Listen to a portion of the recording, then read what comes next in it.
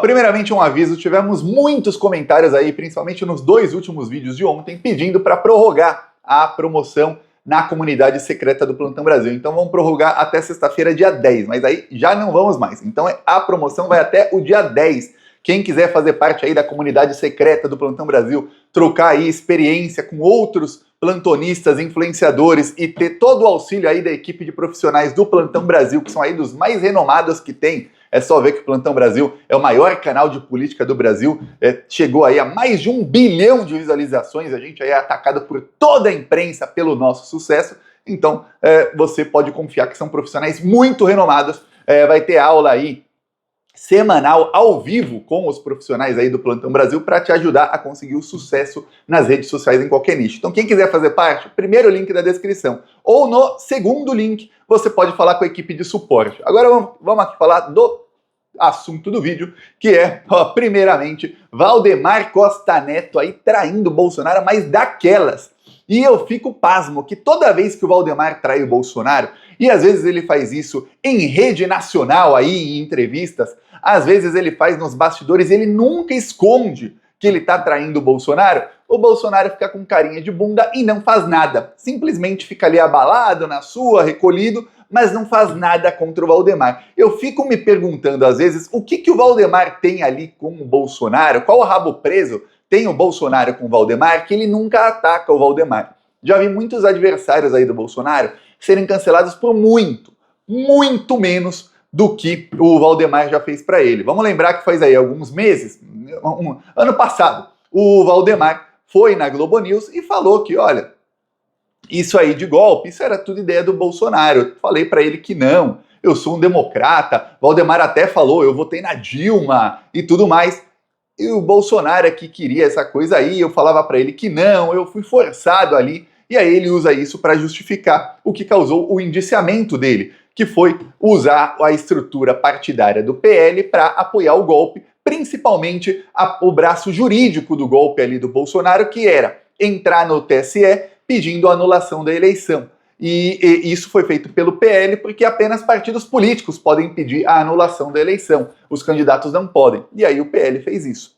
Pois bem, a Polícia Federal investigou e descobriu que aquilo era parte do plano, e que o Valdemar sabia, era parte do plano ali do Bolsonaro para incentivar os seus apoiadores na ideia de golpe de Estado. Por quê? Porque uma das narrativas ali do bolsonarismo era de que todas as vias jurídicas foram esgotadas. Ou seja, para derrubar o Alexandre de Moraes, para derrubar o ordenamento jurídico do Brasil e acabar com a democracia, tinha que ter uma desculpa que era, a gente tentou de tudo, a gente tentou no TSE acabar com a, abre aspas, fraude, né? Eles chamavam de fraude. E o TSE não deixou, eles mantiveram a fraude deles, então a gente vai anular aqui tudo. Essa era a estratégia, a Polícia Federal descobriu, Valdemar foi indiciado. Eis que sai notícia aí de que o Valdemar Costa Neto foi se encontrar com o ministro Zanin.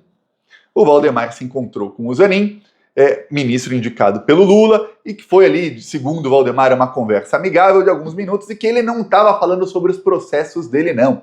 Ele estava falando ali, ele falou com o Zanin só coisas triviais. Alguém acredita? Pois bem, agora sai notícia de que o Valdemar se encontrou com 10 ministros do Supremo Tribunal Federal. Repito, 10 ministros. Ele se encontrou com todo mundo. Só um não recebeu o Valdemar Costa Neto e não foi por falta de convite. Estamos falando aí do Alexandre de Moraes. O Alexandre não recebeu o Valdemar. Os outros todos se encontraram por alguns minutos com ele. E adivinha qual é o teor da conversa? Obviamente, a cabeça do Bolsonaro numa bandeja. Por quê? Porque o Valdemar, não tenha dúvida, ele foi falar com os ministros da STF, não é para falar, tudo bem, e sim para tentar se defender do julgamento que vai ter aí em 2025, que vai levá-lo à jaula de novo. Lembremos, o julgamento do inquérito do golpe vai ser na primeira turma do STF, onde tem 5 ministros. Então, o Valdemar, ele sabe o seguinte, bom, se ele não conseguir as defesas do Bolsonaro e de todos os indiciados e denunciados, vai tentar levar isso para o plenário. Por quê? Porque no plenário são 11, é mais difícil aí que seja rápido quando são 11 votando, em vez de 5, né? Mais que o dobro de votos. Às vezes a votação demora várias sessões, porque os votos são longos, e os ministros leem os votos por várias e várias horas. Então, se são 11, pode demorar várias semanas aí, só a votação. Imagina o resto do processo. Além do que, se são 11, na segunda turma do STF, ou seja, não estão na primeira turma, tem o André Mendonça e o Cássio Nunes que podem pedir vistas. E pedindo vistas, cada um deles pode atrasar o processo em 90 dias. Só que, na prática, atrasa-se mais de 90 dias. Por quê? Porque 90 dias é o tempo que eles têm ali para dar o seu voto. Só que aí o presidente do STF, Barroso, tem que pautar. E aí pode demorar muito. Então, o que acontece é que é melhor para os investigados que vá para a segunda turma. Então, o Valdemar encontrou com todo mundo, né, por via das dúvidas.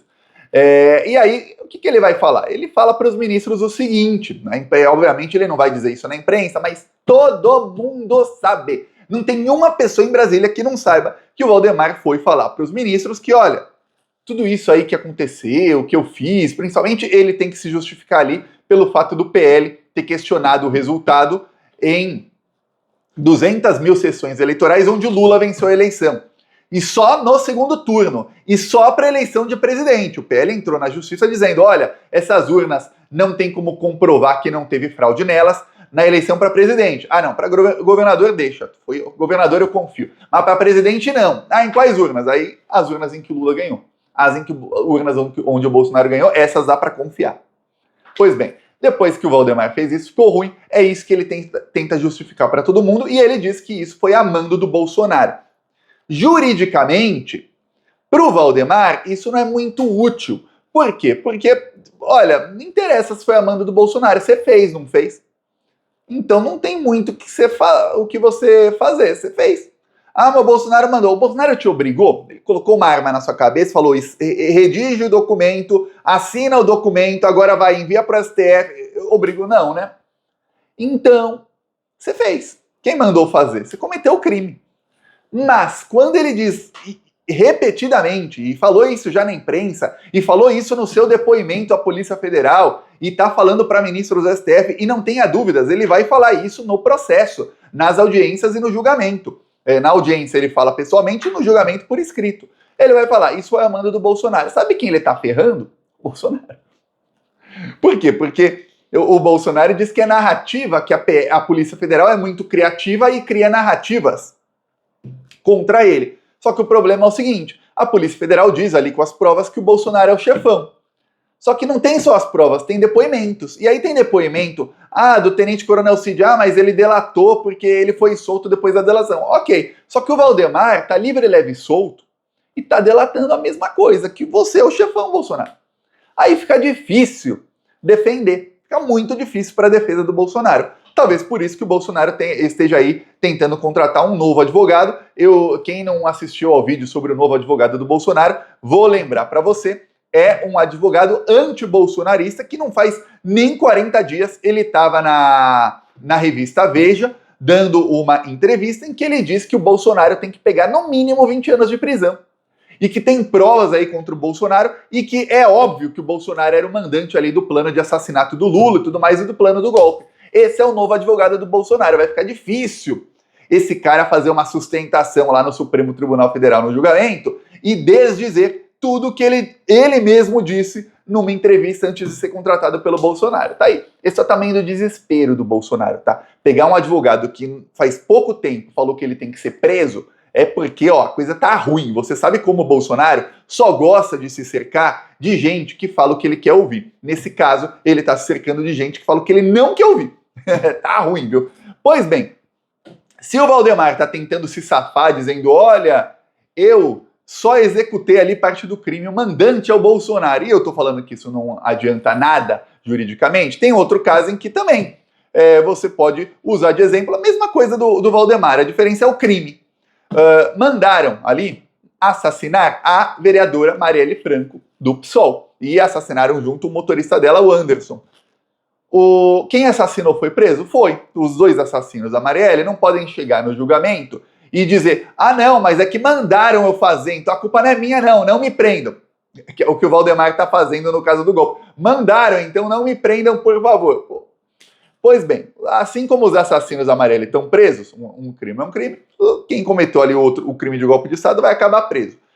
Os mandantes do caso Marielle estão presos. E um dos mandantes aí do caso Marielle, que é o Brazão, são os dois aí, Chiquinho Brazão e o Domingos Brazão. O Domingos Brazão pediu aí para ser solto. Ele quer ser solto, alegando aí que ele tá passando mal na prisão, que tá ruim aí para ele. Diz aí o Domingos Brazão que tá sofrendo muito, que ele já tem idade avançada e que ele poderia ficar em prisão domiciliar aguardando o julgamento, porque afinal, se alguém cometeu violência nesse crime, né, e cometeu, né, mataram brutalmente aí a Marielle e o Anderson, não foi ele, que ele não tocou em arma nenhuma. Então, quem tem que ficar em prisão preventiva, aguardando o julgamento, é quem pegou em arma, quem cometeu a violência. Quem é acusado de ser mandante, não. Diz aí a defesa do Brazão. Pois bem, eis que chega, lembremos, o relator do caso é o ministro Alexandre de Moraes. Eis que chega no Procurador-Geral da República. O Alexandre de Moraes, ele recebe aí o pedido do Brazão e ele manda, pouco depois aí do Ano Novo, dia 1º de janeiro, ele mandou para o Procurador-Geral da República dar sua opinião. E aí? Acata aí o que está dizendo a defesa ou não? Qual é a opinião do Ministério Público? Que é quem acusa, né? A acusação vai dizer o quê? Pois bem, eis que o Procurador-Geral da República respondeu. O que tem que fazer aí com o Domingos Brazão? Segundo o Procurador-Geral da República, ele é perigosíssimo e ele não pode ser solto, não pode ir para a prisão domiciliar, nem com tornozeleira, nem com nenhum outro tipo de restrição. Não adianta, tem que continuar enjaulado o mandante aí da morte da Marielle. Então, o que está causando um temor ali em parte do bolsonarismo, e cada dia que passa o temor é um pouquinho maior, mas calma, quando tiver o julgamento do caso Marielle, que vai ser outro aí dos julgamentos de 2025 que vão parar o Brasil, aí esses bolsonaristas milicianos, a gente sabe quem é a família mais miliciana do Brasil, né? O desespero deles vai aumentar. Por quê? Porque o Domingos Brazão e o Chiquinho Brazão, eles têm muito poder de barganha com o poder judiciário, porque eles sabem de muitos crimes, de muita gente. Então eles podem tentar uma delação ali para diminuir um pouquinho a pena deles, ou uma coisa assim, de vários outros crimes que eles podem elucidar. E aí, todos esses milicianos do Rio de Janeiro estão apavorados, porque no momento eles não vão delatar, até porque delatar esse tipo de bandido é correr risco de vida. Só que, depois do julgamento deles, quando eles verem que vão ser condenados aí a décadas de prisão e que acabou a vida deles, não vai ter como se safar, não vai ser, esperam 2 anos que você se safa aí, vai continuar aproveitando aí os milhões que você roubou de dinheiro público, das suas negociatas e ok. Não, vai ficar muito tempo enjaulado. Quando eles perceberem isso, eles vão fazer de tudo para sair. E o medo lá no Rio de Janeiro é que eles entreguem todo mundo que tiver que entregar. Então tem aí uma certa família miliciana com medo já, desde já, mas que está aguardando aí que 2025 seja um ano muito ruim para eles. Por quê? Porque alguns membros dessa família de milicianos devem acabar presos por tentativa de golpe de Estado e por criar aí uma ABIN, aliás, não é uma ABIN paralela, como chamam, usar a ABIN que já existe e aparelhar para espionar opositores e espionar também aliados, para ver se os aliados não estão traindo, espionar todo mundo. E espionar autoridades também.